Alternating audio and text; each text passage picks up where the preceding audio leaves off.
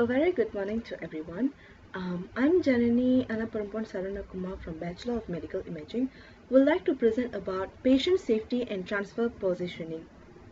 So there is a various of method of transferring a patient or lifting a patient. So today I would like to tell about lock rolling.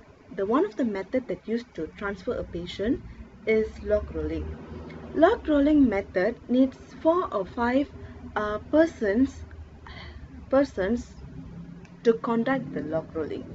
Lock rolling on a trolley in an emergency department or within a ward setting on a normal hospital bed is essential to enable examination of back or necessary for relieving pain or pressure on the skin for a hygiene or bowel care or posture chest drainage. The following technique is applicable in all clinical settings. So the team leader undertakes acute initial head hold accordance with ADAPT ATLS procedure. The fifth assistant passively positions patient's arm across the chest like above diagram. This is important as the arms are paralyzed and may fall down causing injury to the shoulder joint. The second assistant, which is standing near the chest part, will reaches over the patient. The first hand on the shoulder and the second hand on top of the hip. And the fifth assistant will support the patient's arm during this action. The third assistant, which is standing located at the pelvic area, the third assistant's position's hands will be the first hand at the hip level alongside the second assistant and the second hand is underneath the furthest thigh. The fourth assistant's position's hand would be the first hand under the knee of the further leg and the second hand under the ankle of the same leg.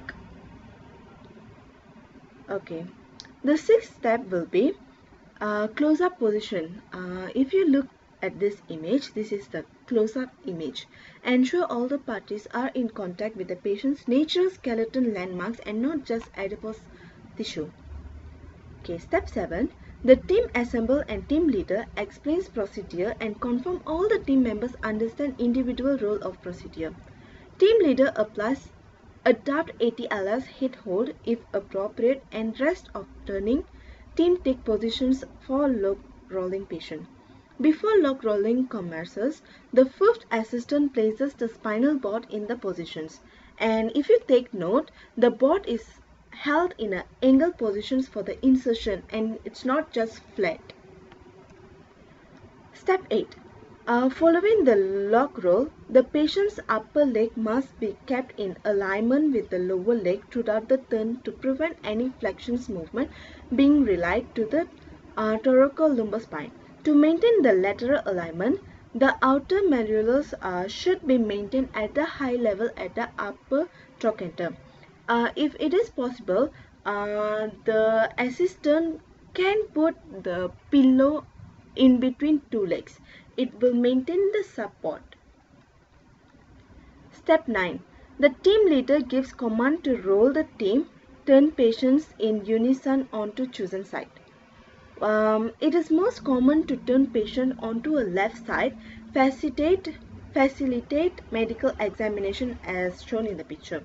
But in patients with a cervical injury, it is often preferable to turn the patient onto the right side to avoid inducing esophageal cardiac syncope. The fifth member places the spinal board into situ angle against the patient's back. Okay, step 10. Team leader gives command to return the patients on supine positions and checks alignments. Any necessary adjustment in positions to maintain alignment are made before head block or straps are applied. If the patient might require to be tilted on the spinal board for pressure relief or there is a risk of vomiting, additional padding is inserted to prevent inappropriate lateral movement. So this is the picture of how the head block is used. With the patient now secure, and team members should reassemble in different positions before undertaking the transfer to reduce the potential for postural strain. This may not always be possible due to staffing numbers and experience to the staff available at the time. Step 12. The new team leaders or the old team also continues to provide manual support for the cervical spine as rest of team prepare to insert the patient transfer board beneath the spinal board. By bearing down on the edge of the spinal board, the two team members on the left of the picture can induce a slight raising of the spinal board on the opposite side, allow for an easier insertion of the sliding aid. If appropriate, a sliding sheet or patient's roller can also be introduced beneath the spinal board at this time. Again, step 12, the team reassembles to lock roll the patients again to remove the spinal board. Again, wherever staffing numbers of experience allow, team members should reassemble in different positions before undertaking the final lock to reduce the potential of repetitive strain. Step 14. As the spinal board is removed, the fifth member of the team takes the opportunity to inspect the patient's underlying skin for signs of pressure damage after transferring. And that's all. Thank you.